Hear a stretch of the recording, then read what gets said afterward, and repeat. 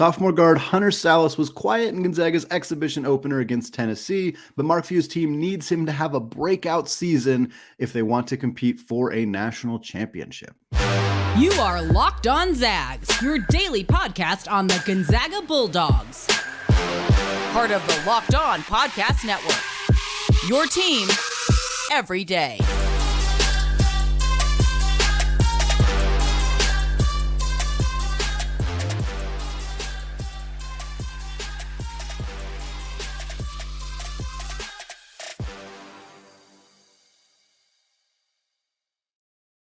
What is going on, y'all? Welcome to the Locked On Zags podcast, part of the Locked On Podcast Network, your team every day.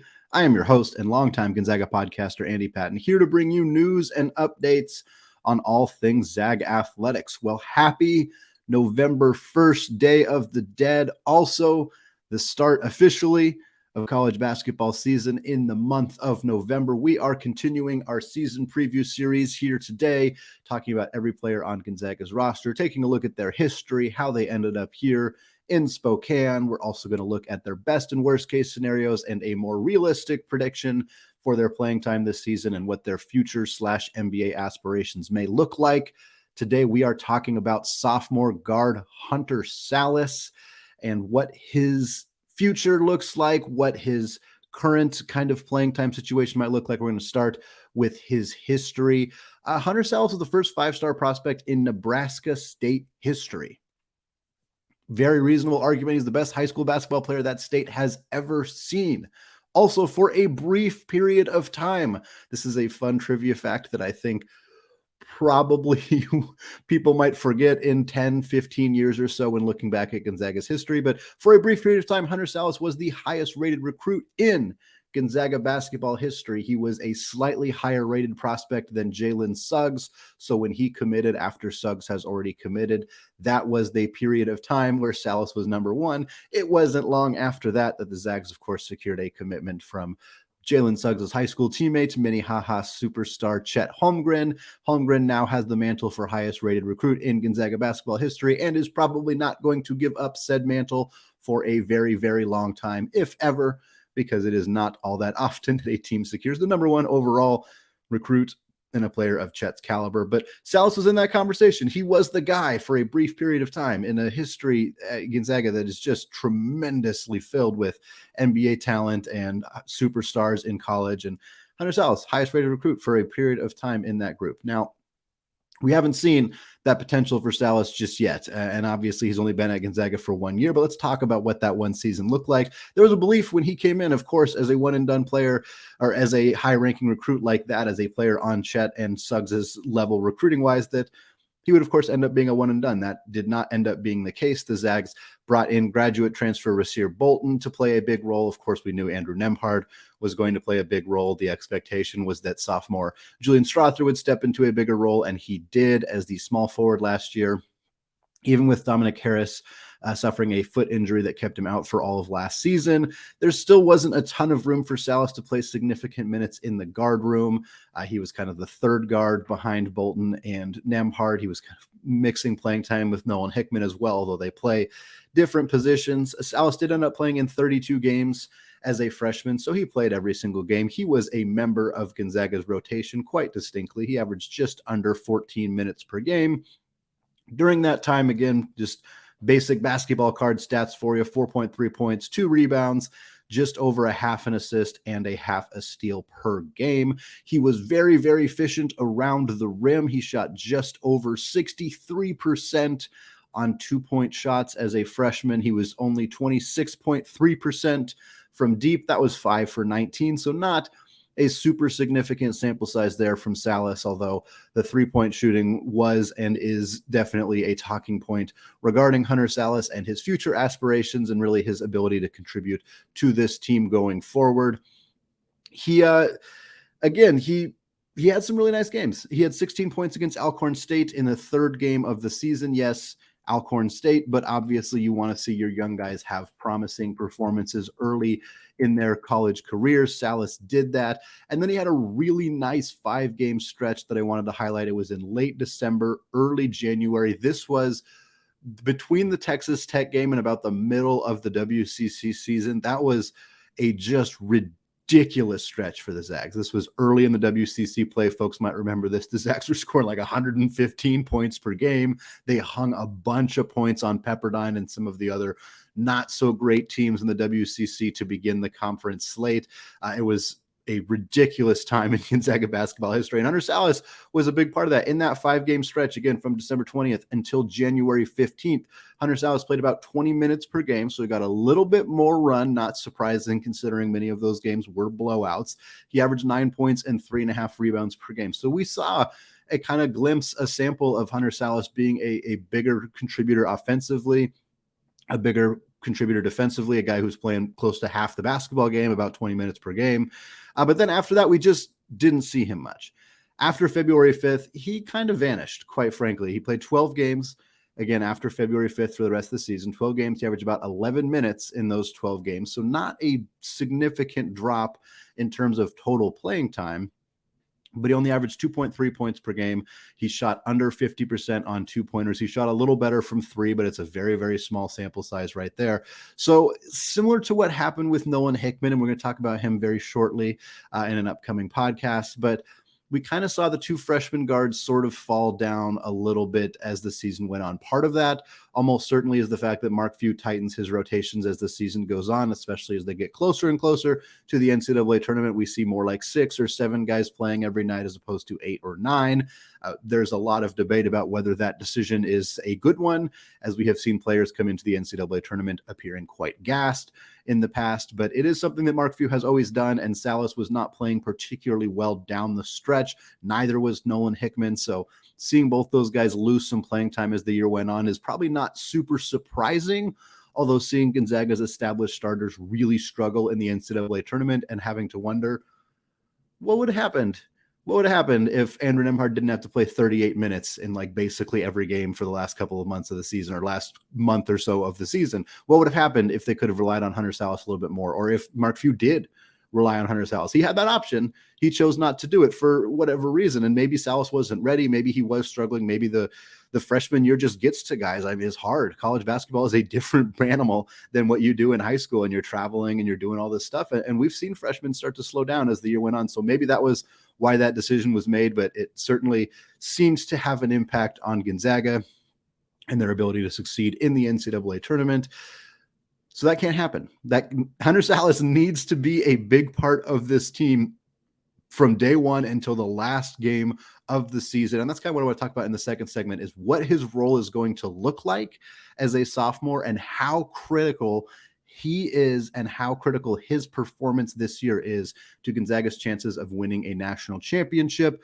But first, our partners at Nissan have worked with us to create a new segment across the Locked On College Network titled Thrilling Moments, where we highlight the most exciting play from the Zags' latest game or throughout the team's history. While the Tennessee game may not have had the result folks were hoping for, there were plenty of excellent plays, including an outstanding backdoor cut from Nolan Hickman. After starting Gonzaga's weave offense, Hickman moved to the left side while Julian Strother did a dribble handoff with Rasir Bolton. Folks, we've seen this 1,000 times from the Zags. The Tennessee defender got a little bit confused. Hickman very quickly cut to the basket. Bolton got him a pass over the top. Because of the screening action on the weak side, there was no post player down around the basket. Hickman had a free look at the hoop. Easy lay-in for him. This is an incredibly well-designed play by Mark Few and their staff. We've seen it 100 times, but it's always good to see it executed by younger players who maybe haven't executed it all that much before, like somebody like Hickman. And of course, to do it against a really good team like Tennessee, always fun. This segment has been inspired by the thrilling new designs featured across Nissan's new lineup of vehicles. Pursue what thrills you in the all-new Frontier, Armada, or Pathfinder today. Available now at nissanusa.com. All right, segment 2, still Andy Patton, still Locked On Zags. I want to thank all of you for making this podcast your first listen of the day. For your second listen today, check out the Locked On Sports Today podcast. From the games that matter the most to the biggest stories in sports. Go beyond the scoreboard and behind the scenes with local experts and insights only Locked On can provide. Locked On Sports Today, available on this app, YouTube, and wherever you get podcasts. All right, we're still talking Hunter Sallis here. In the second segment, we are going to take a look at his best case and worst case scenarios for the upcoming season. I've said this caveat before. I will say it again. Best cases within reason, worst cases without injury. We're not going to talk about a player getting hurt and missing the season as the worst case scenario, even though it obviously is, because it's not really very good analysis. And for the best case scenario, we're not going to talk about unrealistic expectations for players, only going to focus on what at least I believe to be a realistic outcome. Hunter Sallis was an interesting player to do this with because I think more than I would say more than any player on the roster, maybe Nolan Hickman's in that conversation as well. The spread for best and worst case scenario is significant.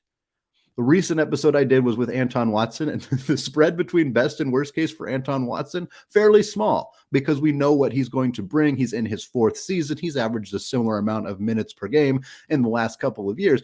Hunter Sallis, the spread is very, very wide. So we're going to spend more time in the third segment kind of talking about what we actually expect because these two outcomes are very, very different.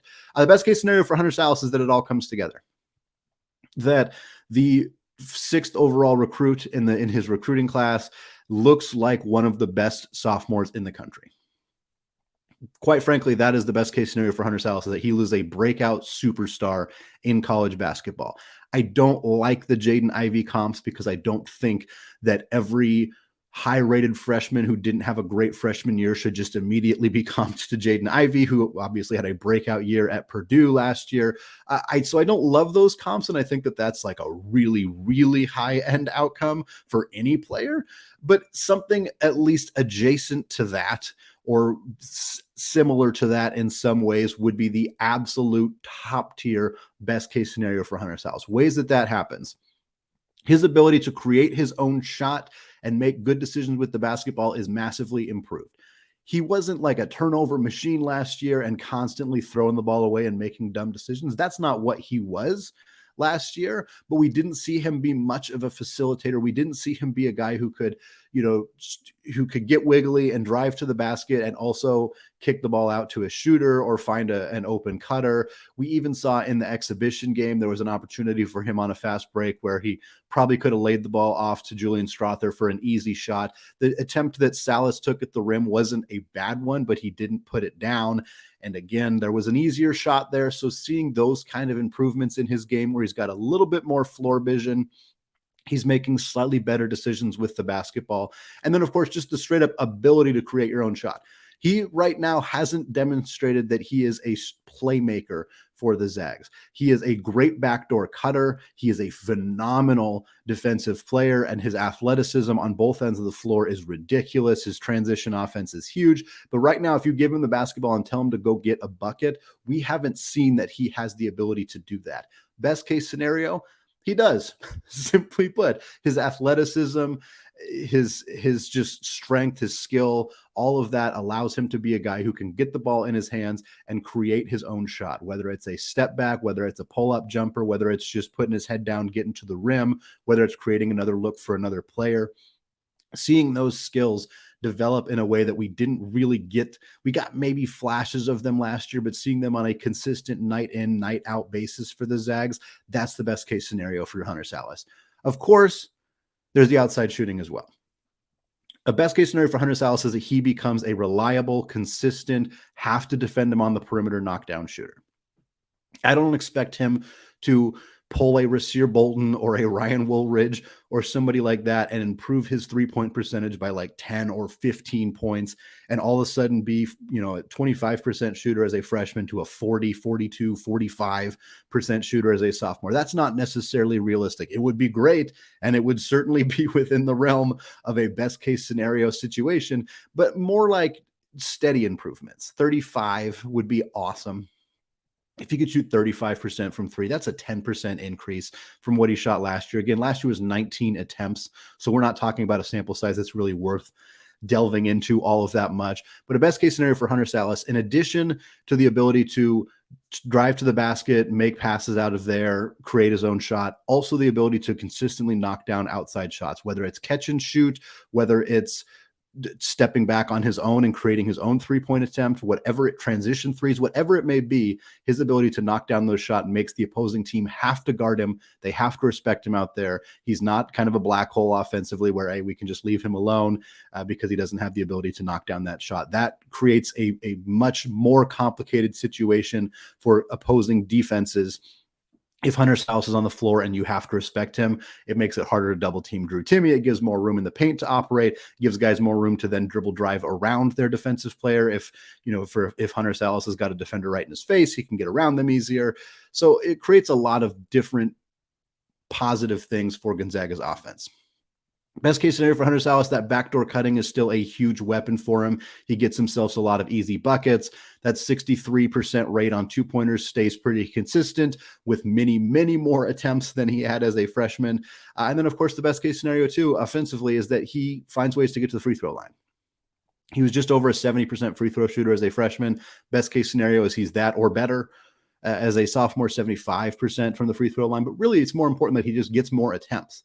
Finds ways to draw contact, pump fake guys in the lane, throw his head back, get that foul, try to get the and ones as well, whatever it may be. But just finding ways to get to the free throw line. It's easy points. It's free points. And a couple of Gonzaga's wings haven't displayed that ability. Julian Strother needs to work on that a little bit. And if we can see more guys finding ways to get into the paint, drawing contact, getting to the free throw line, that's going to create more scoring opportunities for the Zags.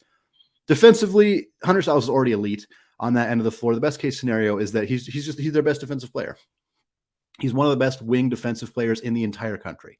The Zags use him as a trapper. He's got active hands in that situation, so he's getting a lot of takeaways, a lot of steals, poking the ball out many times, tipping passes. He's also used as a lockdown defender for the opposing team's best player. He's the one guarding Khalil Shabazz at San Francisco. He's the one guarding Houston Millett at Pepperdine. He's the one who is drawing those really, really tough assignments to guard the opposing team's best players, and he locks them down. He's right in their grill. Maybe they're running like borderline box and one defense, just doing anything they can to prevent the opposing team's best player from scoring, face guarding, etc. Sallis is in that role, and he absolutely kills it. The best case scenario for Hunter Sallis is that it's a foregone conclusion at the end of the year that he is leaving for the NBA draft. He's being mocked on every draft board. He's showing up in the first round. He is the guy that you're seeing all of NBA draft scout Twitter is talking all about him on a day-to-day basis. And at the end of the year, we're wondering where Hunter Sallis is going to get drafted. Not if he's going to get drafted. If he's coming back to Gonzaga, it is, hey, Hunter Sallis is gone. Let's find out how high in this draft he goes. Worst case scenario for Hunter Sallis, again, like I said, the spread here is pretty wide. The worst case for Hunter Sallis probably doesn't look that much different from last year. He's clearly behind Rasir Bolton. He's clearly behind Nolan Hickman. He's clearly behind Malachi Smith in the guard rotation. That's the worst case scenario for Hunter Sallis, is that he is fourth in that guard rotation behind those guys, and it doesn't appear particularly close. It doesn't look like he is infringing on any of those guys' playing time. Worst case scenario for Hunter Sallis, he's playing 12, 15, 18 minutes per night. Again, somewhat similar to last year. He rarely plays over 20 minutes per night. He's just not in a big enough role where he can really establish a rhythm, get going offensively. He's always kind of really trying to find chances to score. We saw this a little bit in the exhibition game where he played 22 minutes in the exhibition game. So he played a fair amount, but he was always kind of hunting for his own shot, trying to do something to stand out, to make a name for himself. And I get it. I understand that. I don't think that's a bad thing to do, especially in an exhibition game. He took 6 shots in the exhibition game in 22 minutes. That's not horrific. That's not something that I think you would be upset about as a coach for a player like Hunter Sallis. You want him to be out there looking for his shots. But in a worst case scenario, he's never really establishing a rhythm, and he's kind of always just out there trying to find his looks. And he's a bit of a black hole on offense. Those improvements that we're looking for in terms of facilitating, finding his open teammates, creating his own shot, we just don't see those improvements. Maybe they're there, but they're just not getting displayed in an actual game situation. Maybe he's just struggling to make those improvements, make those adjustments, whatever it may be. We see a player who doesn't create his own shot, doesn't really create a lot of opportunities for other players offensively, and is kind of best utilized offensively as a backdoor cutter, as a transition scorer, and not really a whole lot else. Again, not that different from what we saw from him last year. The worst case scenario for Hunter Sallis is that he attempts to take a lot more 3-pointers, because that is something that he wants to work on as a future NBA player. That's something that all players really need to be able to demonstrate to be significant contributors at the next level. And he's just fails. He doesn't make more threes. He's just taking a lot more of them. Again, Mark Few just doesn't really put up with this. So if Hunter Sallis is out there chucking up threes and he's not making them, he's going to lose playing time. He's just not going to continue to play. That's what's going to happen. I don't think it's a bad thing for Hunter Sallis to be attempting threes. I want to be clear. I don't think that we should be mad at Hunter Sallis for shooting threes. Obviously, context dependent. But if he's taking open looks and he's just not knocking them down, I think you want him to do that because the ability to knock them down is there. But at some point, eventually, you gotta make a change if he's just not able to knock them down. Worst case scenario for Hunter Sallis is that, similar to last year, his playing time kind of wanes as the year goes on. Maybe it's because Dominic Harris is healthy and fully ready to go. It looks like he's about ready now, so that playing time could take a hit pretty quickly if Sallis struggles out of the gate and Dominic Harris looks really good. But certainly as Harris continues to get his legs under him, if Sallis is not contributing or is not doing enough, he could lose playing time to Dominic Harris down the stretch. And then, of course, the worst case scenario for Hunter Sallis is that fans are not they're kind of indifferent to whether he returns. At the end of the year, it's like, is he going to leave? He didn't really do enough to make an NBA career. Maybe he's going to try it anyway because teams like to gamble on athleticism and size and defensive abilities. Or maybe he's going to come back and he's going to have a really nice junior year, but fans aren't like super pumped about him returning either way. That would be the worst case scenario for Hunter Sallis. We're going to come back in the third and final segment. We're going to take a look at Sallis's expected role. As you would imagine, it is probably somewhere between those two things. We're also going to look at his future professional aspirations. But before we get there, I want to tell you all about Sweat Block. It's fall wedding season. I can't tell you how nice it is to not have to worry about sweating through my dress shirts while out on the dance floor, thanks to Sweat Block. I was able to fix my sweating issue and still cut a rug with Sweat Block. Sweat Block was created by a doctor to help with his own excessive sweating. It is doctor created and doctor recommended. If you or someone you love is experiencing embarrassing sweat or odor, try Sweat Block. Save 20% with promo code LOCKEDON at sweatblock.com. Also available at Amazon.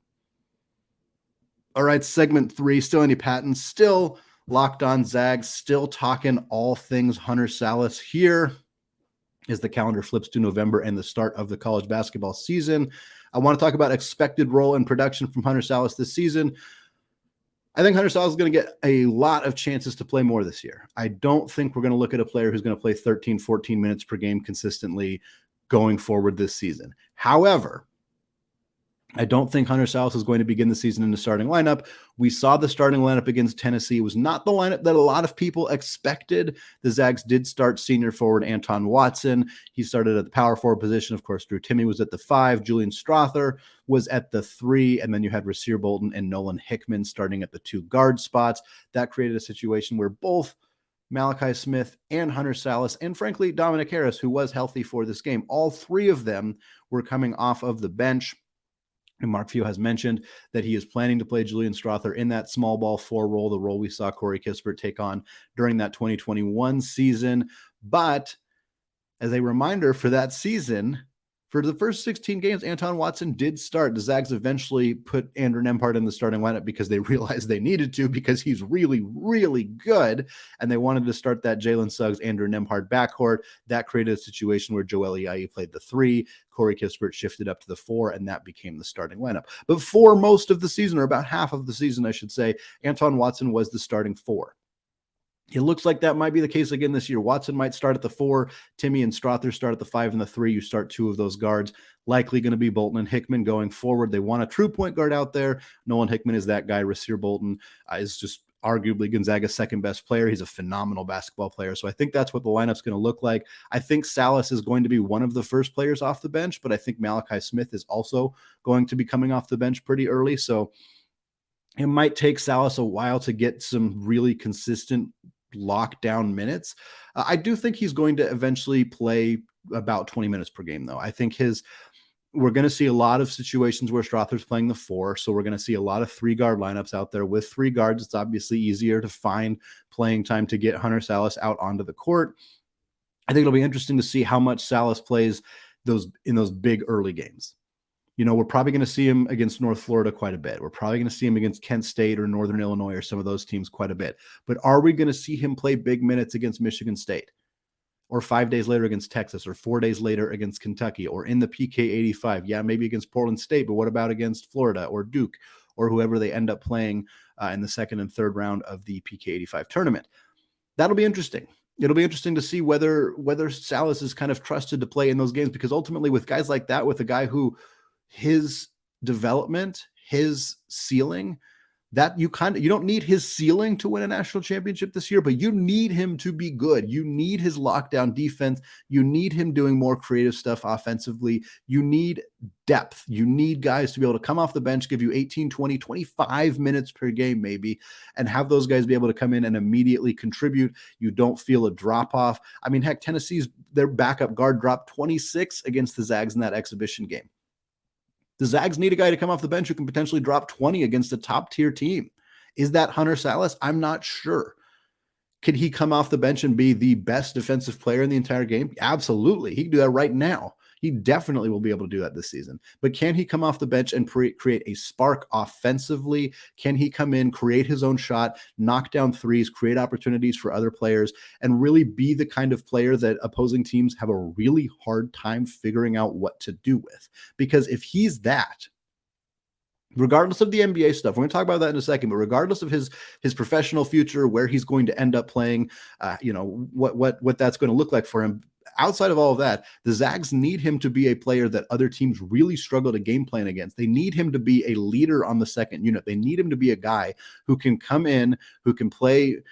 Maybe it's only 15 minutes tonight. Maybe it's 25 minutes another night because of foul trouble, because of matchups, because of whatever it may be. But you need to be able to say, this is a guy we can play a significant amount of minutes, and we don't have to only get contributions from him on half the time. He's not only contributing on defense. He's also doing stuff offensively. He's creating his own shot. He's doing that stuff that we want to see him do, because if he can do that, I really think that more than almost any other player on this roster outside of the obviously established stars like Drew Timme and Rasir Bolton and Julian Strawther, Hunter Sallis' development, his growth, his ability to produce in year two, critical for what Gonzaga is trying to do this year. If he's not that guy, if his performance looks like it did as a freshman, that's going to hurt Gonzaga a lot. You're going to rely a lot more on Malachi Smith. You're going to rely a lot more on Nolan Hickman. You may end up relying more on Dominic Harris, which might be fine. He might be able to do that. We don't have any indication that he can't. But in a best case scenario for the Zags, Hunter Sallis is that guy. He has the upside. He has the potential. He has the athleticism. He has the drive, the willingness, all of that stuff to be that dude for the Zags, to be another potential lottery pick or first round pick who comes off the bench. He has the potential to be that guy unquestionably. Will he do it in year two? Hard to say.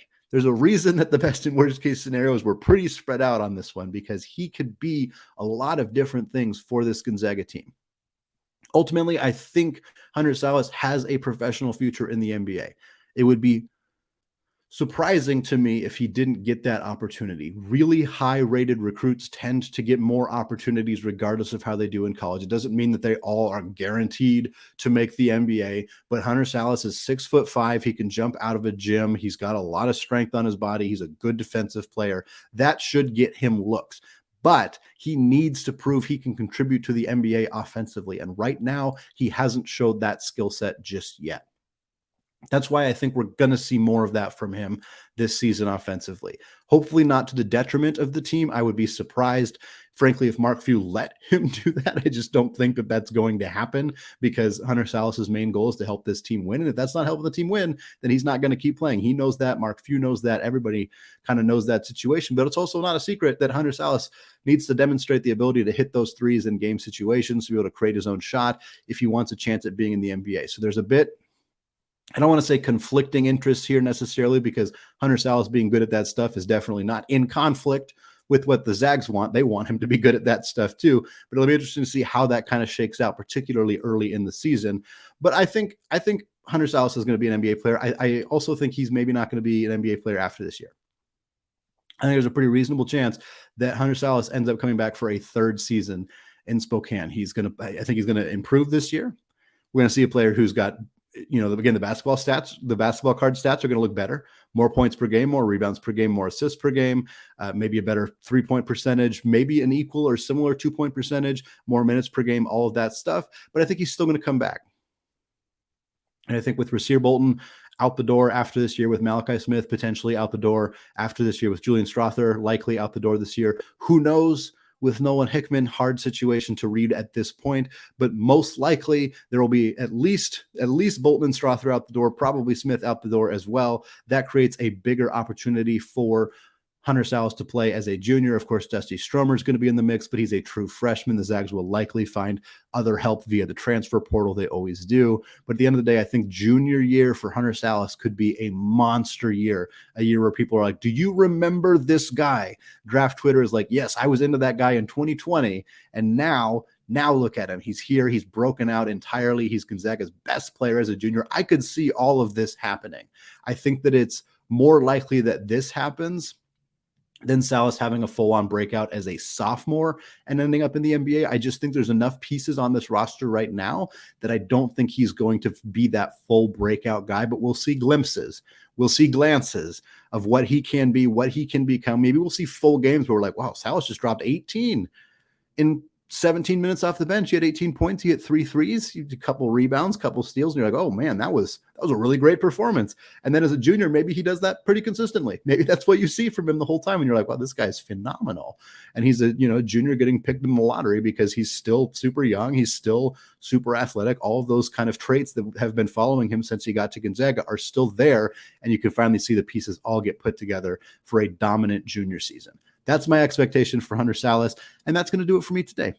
Don't forget to check out written content at scorezagscore.com. Look for more stuff, fun stuff, coming later this week. We got more player previews. We're, of course, going to talk about Gonzaga's exhibition game against Warner Pacific, currently scheduled for Wednesday at 6 p.m., all right here on the Locked On Zags podcast. Thank you again for making Locked On Zags your first listen. For your second listen of the day, check out the Locked On Sports Today podcast, the biggest stories of the day, plus instant reactions, big game recaps, and the take of the day. Available on the Odyssey app, YouTube, and wherever you get podcasts. All right, thank you all for listening, and go Zags.